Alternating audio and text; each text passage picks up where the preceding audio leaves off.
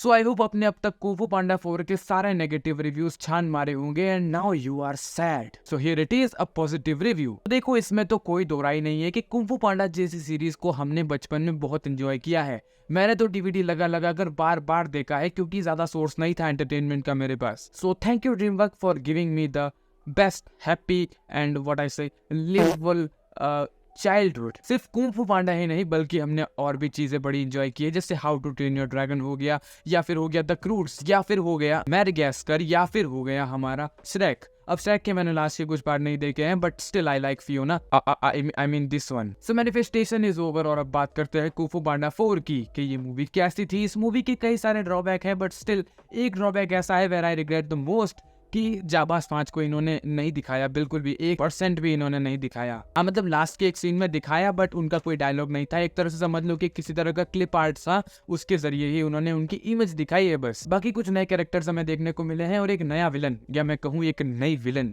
तो अगर आपने ट्रेलर देखा है तो आपको पता है कि जो पो है वो अब मास्टर उगवे की जगह लेने वाला है, यानी कि एक आध्यात्मिक गुरु बनने वाला है और एक नया ड्रैगन योद्धा चुनने वाला है। और इसी बीच पो को पता चलता है कि इस मूवी में एक विलन है जिसका नाम है कमीलियन, जो कि रूप बदल सकती है और ऐसे ही रूप बदल बदल कर सबको परेशान कर रही है। तो अब वो किस तरह से कमीलियन को हराएगा और इसी बीच कौन सा ड्रैगन वॉरियर चुनने वाला है अपने फ्यूचर के लिए, अपनी शांति घाटी के लिए, यही इस मूवी की कहानी है। देखो जहां तक मैं विलन की बात करूँ ना, जिसका नाम मैंने कमेलियन बताया, जो कि एक छिपकली या फिर गिरगिट है, उसके अंदर हमें वो बात नजर नहीं आती। मतलब दिखने में वो काफी खूंखार है पर उसके बारे में बिल्कुल भी ऐसी कोई चीजें नहीं चल रही है मूवी के अंदर कि आप देखकर बोल दो कि भाई ये बड़ी डेंजर औरत है या छिपकली है। कि हर मूवी की तरह इस मूवी के अंदर भी हम एक नया विलेज को डिस्कवर करते हैं, जो कि सिमिलर सा ही था पार्ट 2 के अंदर जो विलेज हमें देखने को मिला था, जहां पो लड़ने गया था शैंग से।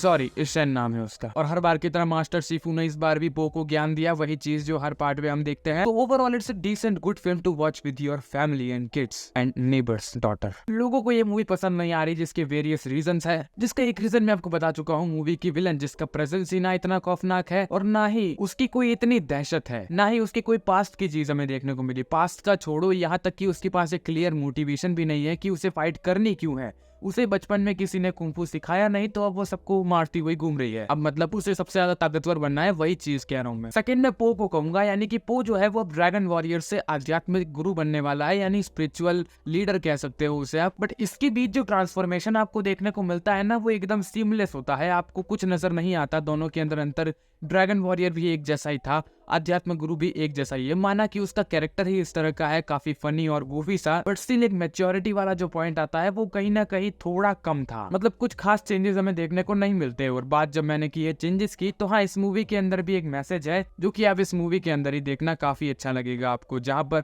पो के जो डैड होते हैं दोनों, वो उसे समझाते हैं। ओवरऑल मैसेज मुझे बढ़िया लगा और मूवी भी बढ़िया लगी। प्लस इसकी हिंदी डबिंग, मैं कह रहा हूँ अगर आप हिंदी समझते हो ना, अगर आप हिंदी रिव्यू देख रहे हो तो डेफिनेटली समझते हो, तो आप इसका हिंदी डब ही देखने जाना, जो कि सबसे बेस्ट कहूंगा मैं। अब मैंने इंग्लिश डब देखा नहीं है तो मैं ये नहीं कह रहा इंग्लिश डब गंदा है, बट स्टिल मैंने जिस वर्जन को ज्यादा एंजॉय किया है मैं उसी को रेकमेंड कर रहा हूँ। मैंने इंग्लिश नहीं देखा है सो मैं रेकमेंड नहीं कर रहा हूँ। इसका मतलब ये नहीं है कि मैं इंग्लिश हेट करता हूँ। एंड हाँ it's totally up to you, आप कौन सी लैंग्वेज में देखना चाहते हो या फिर आप देखना चाहते हो कि नहीं। मैं कहूंगा ये मूवी आप देखो, अच्छी है। अगर आपको अपना बचपन रिविजिट करना है तो यू कैन से मेन गो टू थिएटर, मेन वॉच द फिल्म, मेन रिमेंबर हिज चाइल्डहुड एंड मेन रिटर्न टू होम।